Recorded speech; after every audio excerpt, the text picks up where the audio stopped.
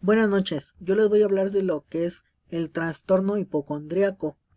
La hipocondria es un trastorno conocido por la gente, en ocasiones se utiliza en la confianza como ligereza, no seas hipocondríaco, pero en realidad mucha angustia y miedo en las personas im- impidiéndoles realizar las acciones y las actividades diarias con normalidad. Las personas con este trastorno hipocondríaco mantienen una preocupación permanente con la autoobservación del cuerpo y mediante constante por la aparición de una enfermedad. Cuando se siente determinadas sensaciones internas que corresponden a cambios fisiológicos normales, las personas se obsesionan al analizar dicha sensación y hay irracionalización al sufrimiento o algo grave. Se mantiene tal estado de ansiedad imaginando y analizando cada síntoma que la persona nos distingue en otras sensaciones reales e imaginarias. El trastorno se caracteriza por un círculo vicioso que mantiene a una persona en alerta por el pensamiento obsesivo y de sensaciones corporales y en el estado de ansiedad elevado. ¿Esto qué nos quiere decir? Que la hipocondria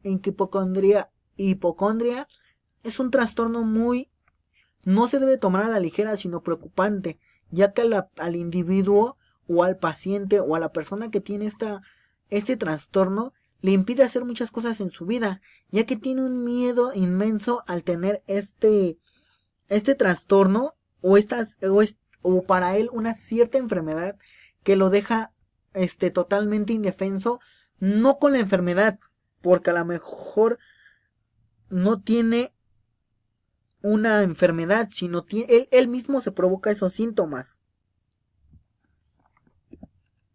¿Cuáles son sus características? Las características esenciales de la hipocondria es la preocupación y el miedo a padecer la enfermedad o la convicción de tener una enfermedad, porque es muy diferente. La preocupación en tener la enfermedad ya nos hace sentir que tenemos unos ciertos síntomas, no sé, que un cáncer de piel, sida, porque simple y sencillamente se presentó una situación ajena a lo común y lo vamos llevando al límite donde nosotros mismos somatizamos al cuerpo para poder tener esta situación tan grave, ya que nosotros lo llevamos al cuerpo y la mente es muy poderosa y nosotros lo somatizamos. ¿Cómo puede ser? La sensación corporal u otro signo que aparece en el cuerpo. Puede ocurrir, por ejemplo, con los lunares, pequeñas heridas, toses, estornudos. En un ejemplo, si nos llega a aparecer manchas en el cuerpo y aparece un lunar que a lo mejor no lo teníamos o a lo mejor nunca lo habíamos visto, ¿qué vamos a decir? Que tenemos cáncer de piel. Ese es el hipocondriaco, la persona que llega al límite con ese tipo de situaciones donde ya va el doctor, donde busca un análisis más profundo de lo que padece, cuando a lo mejor no padece nada y él solamente se genera esa enfermedad en la mente. ¿Cuáles son los criterios de diagnóstico? En el DSM-4 se caracteriza por que las características esenciales son la preocupación y el miedo al padecer o la convicción de tener esta enfermedad. Esos son las dos diagnósticos o los criterios del DSM-4 para poder diagnosticar a una persona con el trastorno de hipocondria. Igual de la misma forma el CIE-10 lo analiza de la misma, y que existe algún individuo que ya no simplemente dice, bueno, ok, me pasó esto, voy al doctor, sino ya le impide seguir con su vida normal para poder llegar a ese tipo de situaciones donde las personas llevan al siguiente punto, donde ya se hacen análisis caros, se van al doctor, obligan al doctor a que lo revisen, cuando ya el doctor nos dijo que no tenemos esa situación, sino simple y sencillamente pues fue un lunar, fue una cicatriz, es una gripa, no tenemos alguna cosa.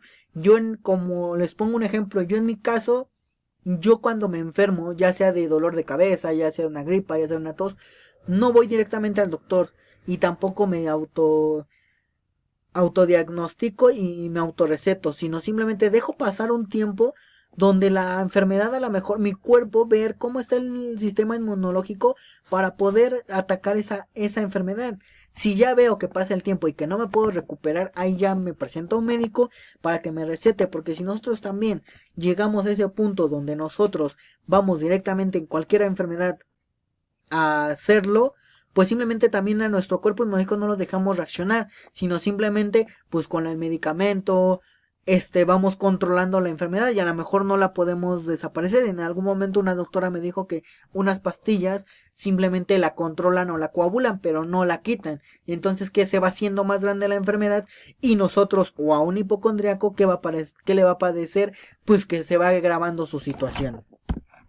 ¿Cuáles son las causas más comunes? Interpretación erróneas, experiencias traumáticas en el fallecimiento de una persona querida, que si en algún momento esa persona se presentó esos síntomas y tú lo estás teniendo, pues por lógica nosotros vamos a pensar que tenemos esa enfermedad. Y como el hipocondriaco, una de las características es de que le tiene miedo a la muerte, pues simplemente su trastorno o su trastorno va a llegar a elevarse muchísimo más. ¿Por qué? Porque exactamente es lo que causa que el fallecimiento de esa persona que tuvo esa enfermedad y que a nosotros presentamos alguno de los síntomas de esa persona, nosotros lo vamos a tener. Vamos a lo mismo, yo hablo en primera persona, donde yo en algún caso, mi mamá se presentó una enfermedad y yo lo somaticé en el aspecto de que también mi mamá tenía un problema en la garganta. Yo lo más somaticé que se me inflamaran los ganglios de la garganta y eso fue lo que dijo la doctora, que no lo había expresado y que sencillamente se me inflamó la garganta por eso. La protección excesiva de los padres, que en algún momento desde chico, que no comas eso, que no tengas, que no hagas eso, que no te pase eso. ¿Por qué? Porque ya de grande o de alguna situación donde ya el padre no nos conserve de esa forma en una bola de cristal, nosotros vamos a pensar que tenemos cualquier enfermedad. Y la educación basada en el miedo de que si hacemos esto, nos va a pasar esto. Si hacemos esto, nos va a pasar esto. O sencillamente en la divinidad, que si nos portamos mal, Dios nos va a castigar con una enfermedad, ¿no? Y no es el caso. Los síntomas de la hipocondría son ansiedad, miedo, preocupación, tensión exagerada o cualquier síntoma anormal de nuestro cuerpo, nosotros lo vamos a relacionar con un hipocondriaco o nosotros mismos lo vamos a tener con hipocondria, ya que nosotros vamos a llevar el síntoma a lo excesivo.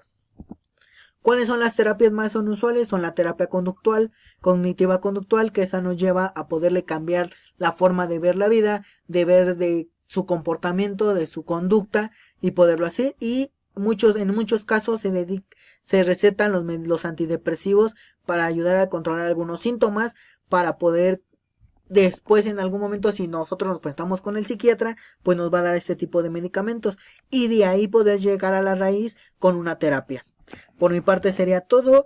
Algunas dudas, dejaré unos comentarios aparte.